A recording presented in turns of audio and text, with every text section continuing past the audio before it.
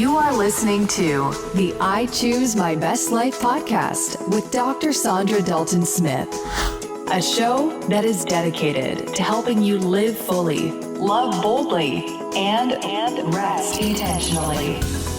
For additional resources, visit ichoosemybestlife.com.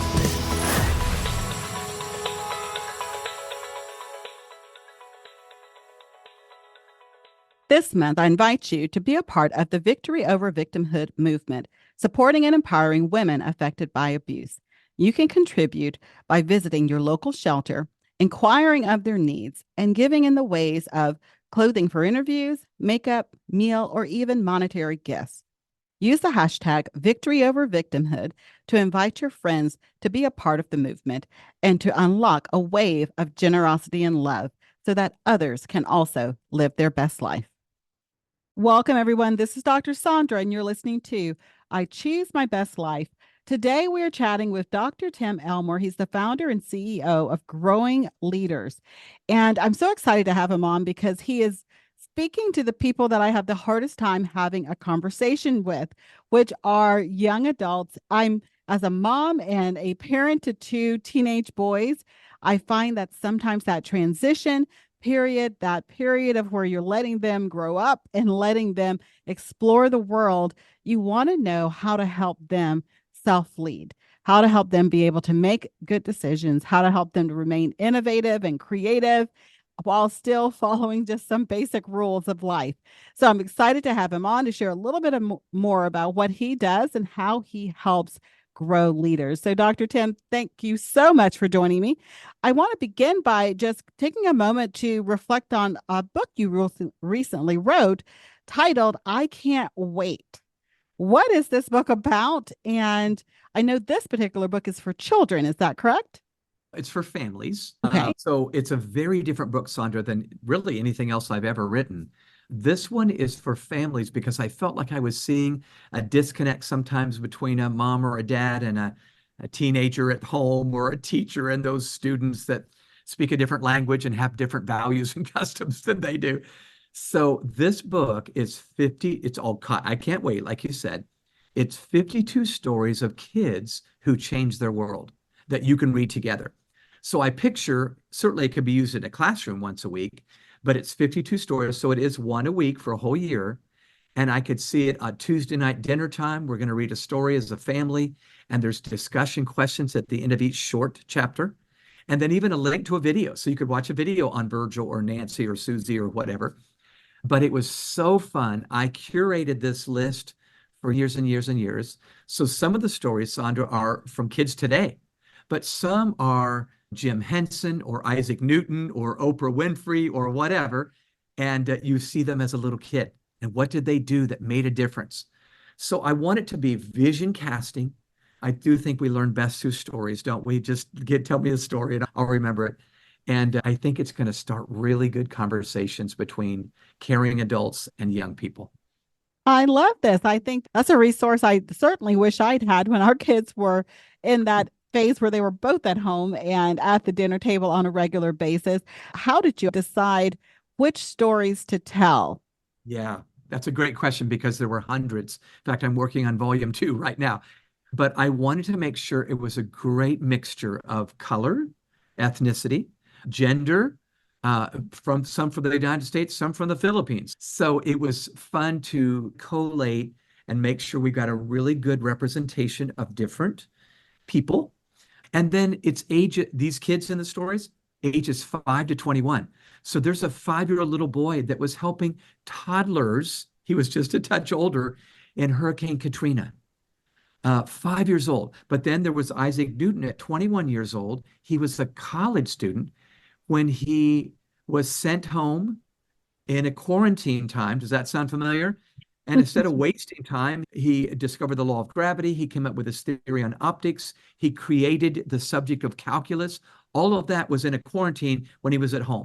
And I thought, there's a lesson to be learned there, ladies and gentlemen. We just had our own pandemic, and some of us wasted too much time rather than redeem the time. So anyway, that's how I came up with the different stories that are in the book. That's so good. And I love that story about the quarantine because I think a lot of kids during this most recent pandemic, I think were more on the social media sites or on YouTube or on whatever the different things were, rather than being innovative and allowing their own creativity to emerge. I would love to see if there were any specific patterns or characteristics that you noticed that Yeah. weave throughout these different stories. Yes. Great question. I think I've got a good answer.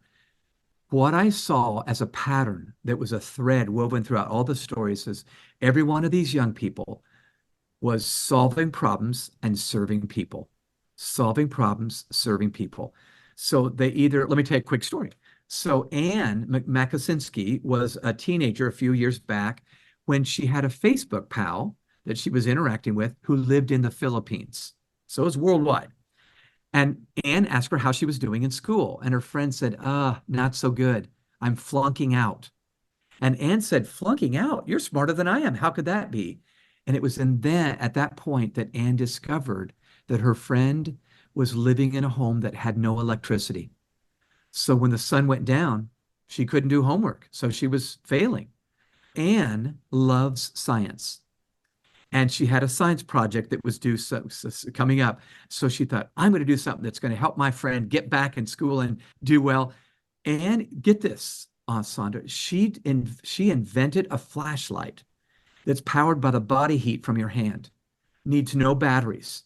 But when you get that 98.6-degree hand gripping that flashlight, the light comes on. So her friend could shine the flashlight, do her homework. And then Anne came up with a little hat that came up with a flashlight. But I thought, I would have never thought of that. But here was a teenager that loved science, that had a friend that needed to be served and had a problem to solve.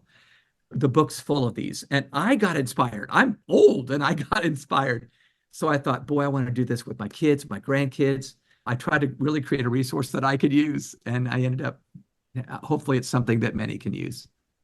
I certainly think so. I love the way you have made these stories just so relatable because it's something that I think that if you're sitting down with your child, whatever the age they may happen to be, and you're sharing some of these examples, you don't feel like, oh, this person was just a genius. There's no way I Yeah. could ever do that. Yeah. It sounds like someone who is, as we would say, an ordinary person who was Yes, able absolutely. to really take advantage of their gifts and use them. Yeah. Here's another illustration of that very point. Jimmy was a little boy that grew up several years ago, but in the 20th century. And Jimmy wasn't like the other boys in the neighborhood. He didn't go outside and play ball. He didn't do most of the stuff that boys would do. And at first, his parents were a little concerned. He's a little strange. Do we push him out? Do we force him to go out with his brothers? But instead, they just watched what Jimmy liked to do. And Saundra, you're going to laugh. He liked to just play in his bedroom with his socks. He'd pull them out of the dresser drawer and just make them have personalities and so forth. And so they said, you know what? We're going to get more socks for our son. Jimmy is Jim Henson that I mentioned earlier. And Jim creates an entire industry called Muppets that originated in his bedroom as a kid, but with really good parents that didn't say, we want to force you to look like these other kids. We want to let you become the best version of you. He did quite well. So anyway, I'll stop there, but I feel like parents are going to get something out of this as well as kids who might need an inspirational story to know how to make a difference.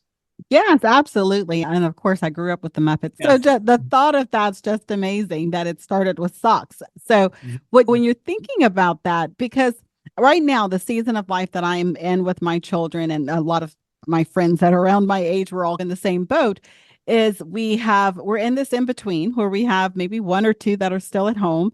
Yep. My youngest is in his senior year this year, and then my oldest is in his second year of college.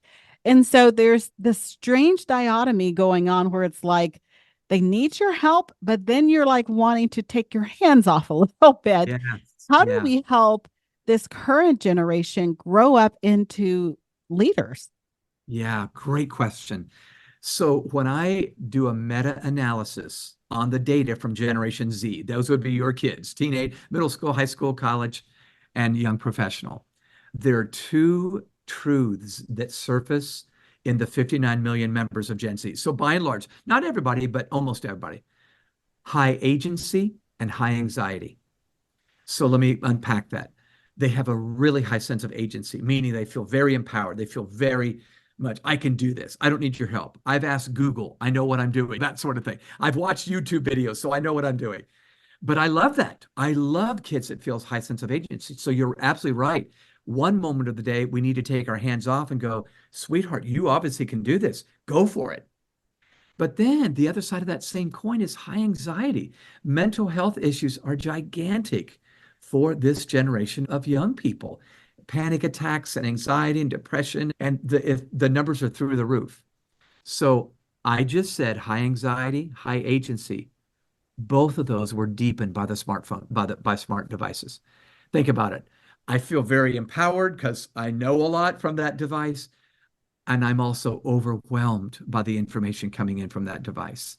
I feel like whoever's listening, if you just have any young person in your life, knowing those two items, that one moment they desperately need your help, you need to have empathy. The next moment they do not need your help, you better empower them to go and run. And I'll be honest with you, Saundra, I feel like far too many of us who have kids like you do have prepared the path for the child instead of the child for the path. Meaning we felt like being a good mom was to pave the way and get all that stuff out of the way. Are they ever going to build grit and resilience if we clear the way for them? I don't think so. So I'm an advocate of moving from empathy to compassion. Let me unpack that and you can volley back then. We talk a lot about empathy today. We need to have empathy for teammates, colleagues, our kids. But empathy sees a young person going through a very difficult time, and we feel so bad for them, we want to remove the hardship. Very understandable. But you and I both know just removing the hardship from your kids who are senior in high school and then in college, oh, no, they're going to need to face some hardship. They're going to need some life skills. So compassion says, I really hurt for you. I now want to equip you so that no tough time will ever overwhelm you along the way. So empathy is giving a man a fish. Compassion is teaching that man to fish. So I'm probably way reducing this too much, but I just want to encourage listeners, if you have people in your life that you lead, particularly young people, let's be compassionate, not just empathetic for those people. Oh, I think that's so good. One of the things my husband and I have had to really learn after we launched our first child into college was that, and let me say this, he's not across the world. He's a couple of hours away. So technically we could get to him pretty quickly, is that we don't need to get to him quickly. We need to let him act as if we're 100 miles away sometimes and be forced into figuring some things out. I feel like one of the things that, looking back now, having walked through those first 2 years of him being out doing his own thing in college, what the thing I'm looking back now is, I feel like sometimes, I think you're 100% right, we have a tendency to want to make sure that our kids are cared for and provided for. Yes. Without really taking a step back to see what the struggle will teach them. Yes, that's so true. You're right on. And by the way, not everybody, listeners, we're not saying everybody does this, but I know my wife and I, we were so prone to just rush in and rescue. So I did a book a few years ago called 12 Huge Mistakes Parents Can Avoid. How's that for a title? But I was seeing common patterns. Here is a nutshell of that book. We risk too little, we rescue too quickly, and we rave too easily. And all of those are well-intentioned. Who doesn't want to rave about your child? Who doesn't want to rescue a child when they forgot their backpack? Who doesn't want to keep them safe and don't take risks?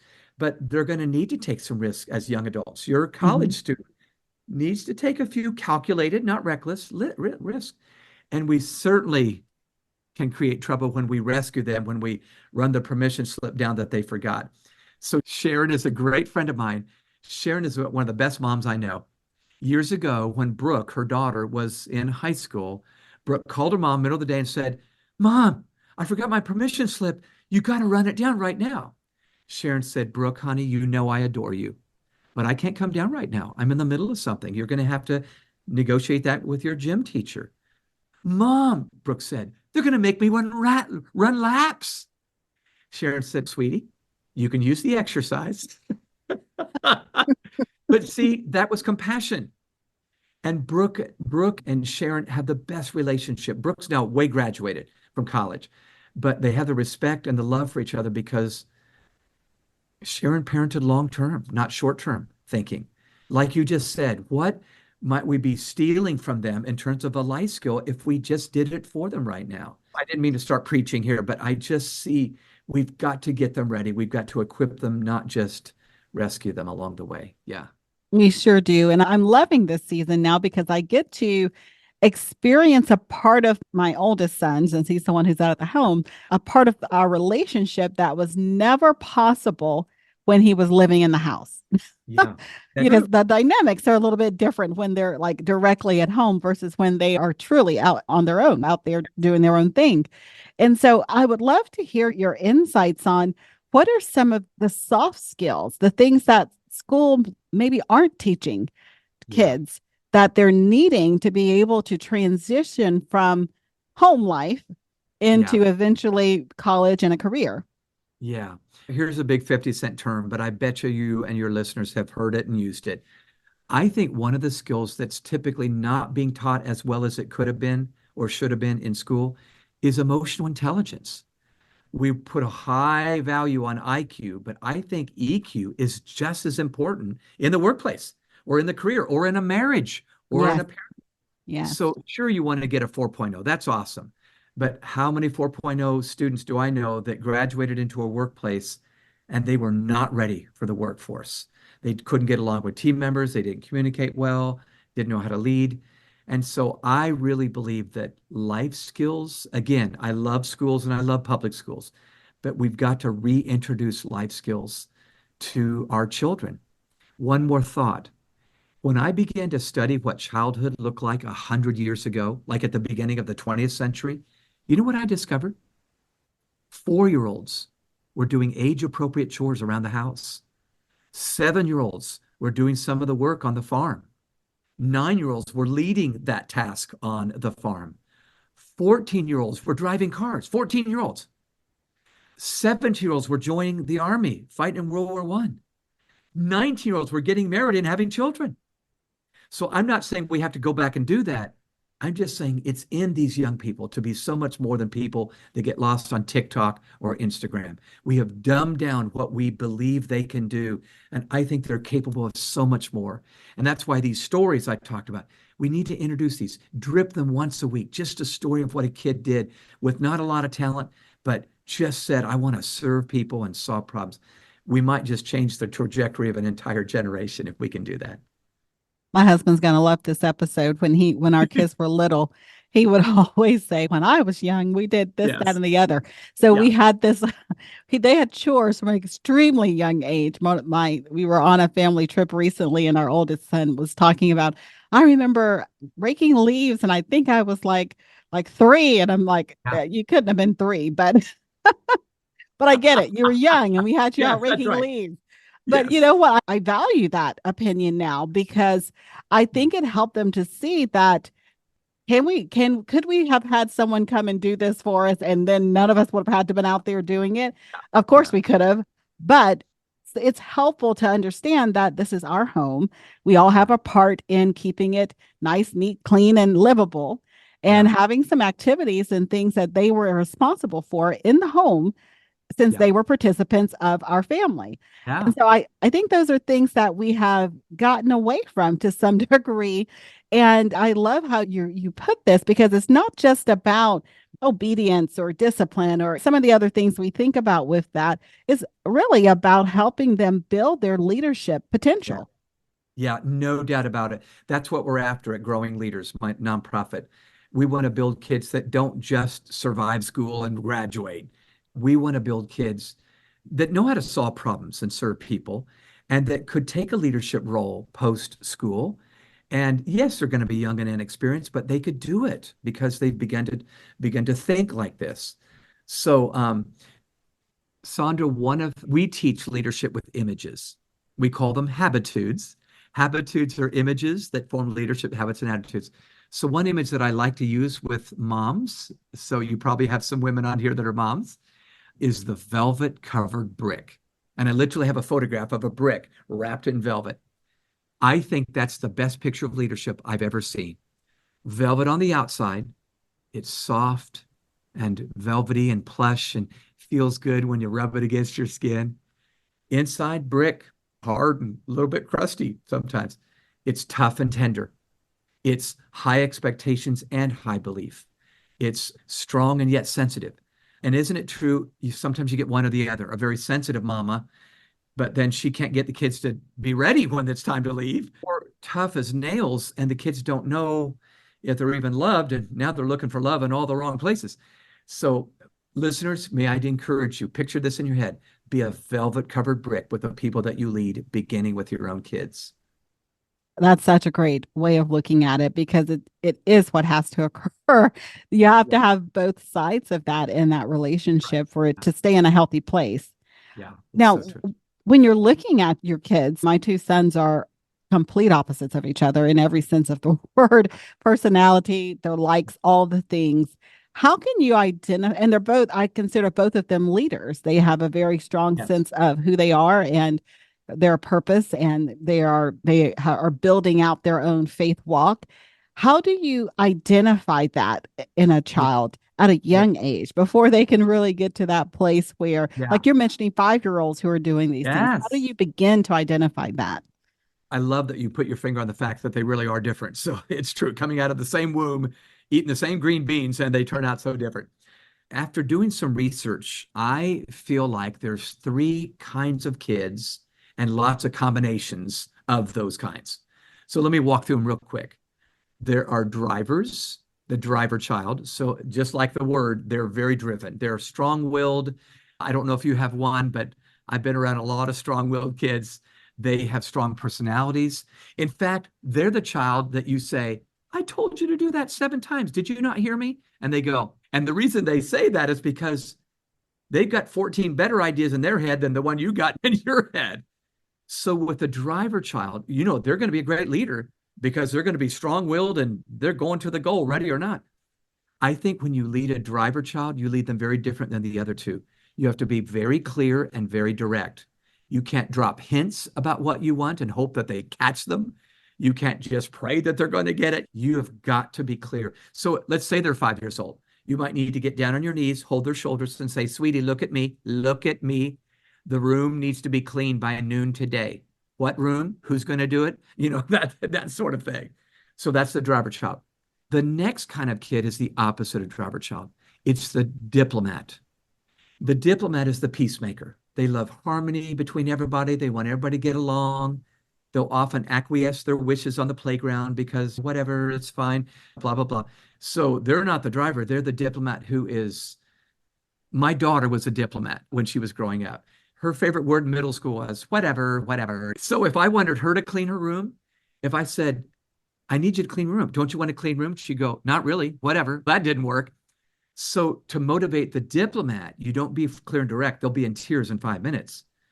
You seek cooperation because they love harmony. You might say, sweetheart, I know you don't care about a clean room. You know what would really help me right now? It would help me so much. What?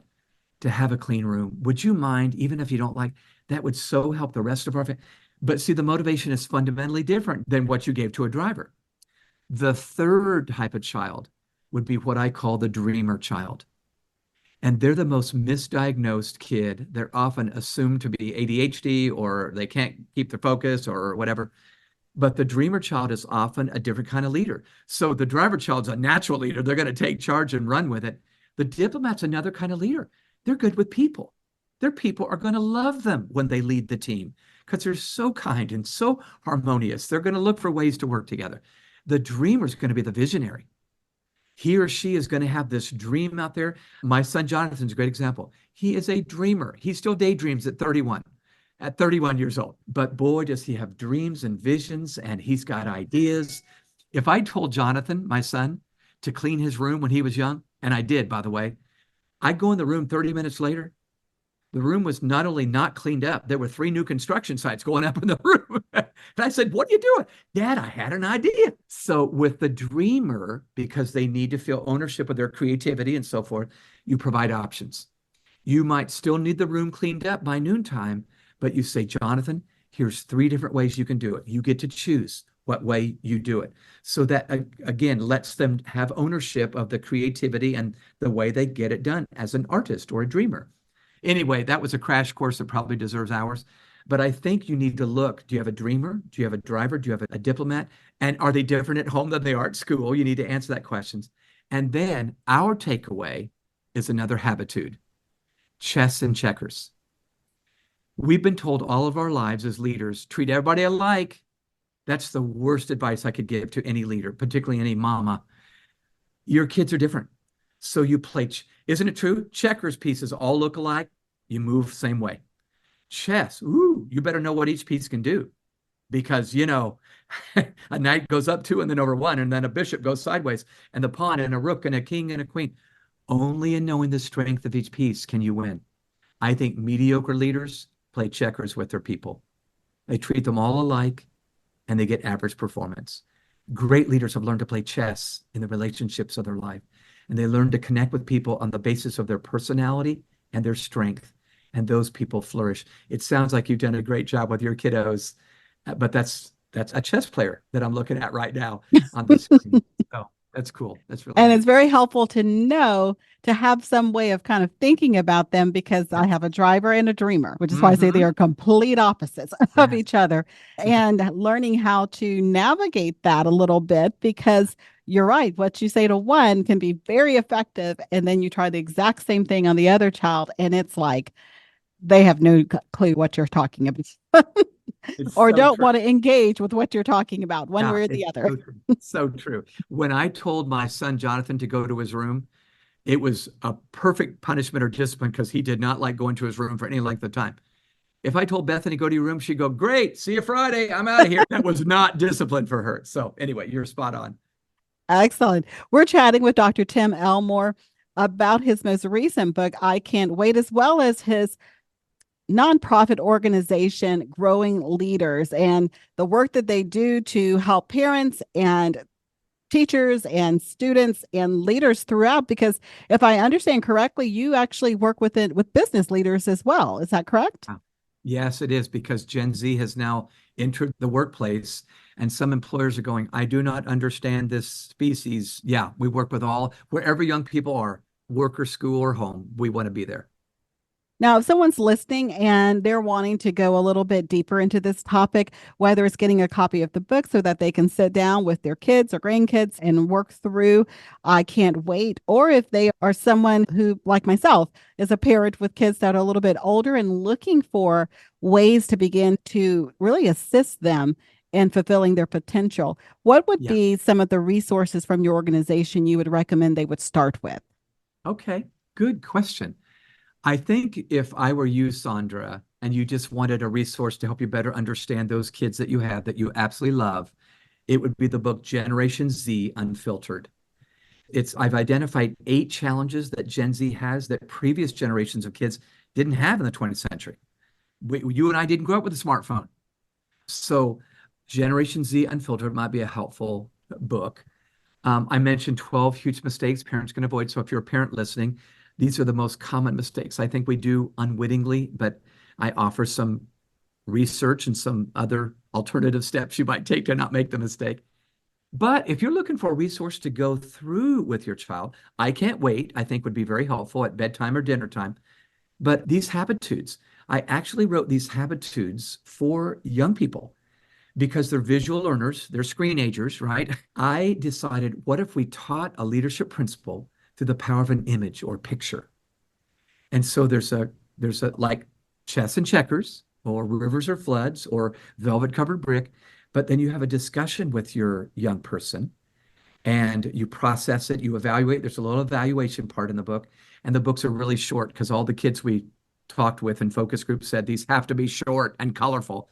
So they're filled that way. So I know I rattled those off very quickly. Habitudes, 12 huge mistakes, I Can't Wait, or Gen Z Unfiltered might be helpful resources for people that care about the young. Excellent. And what's the best way for people to connect with you, Dr. Tim? Yeah. Growingleaders.com is our website. So you can find loads, in fact, a lot of free stuff there. We have free ebooks on helping kids with stress or whatever. So growingleaders.com.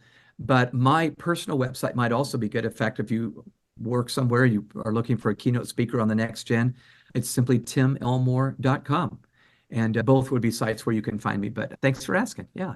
Thank you so much.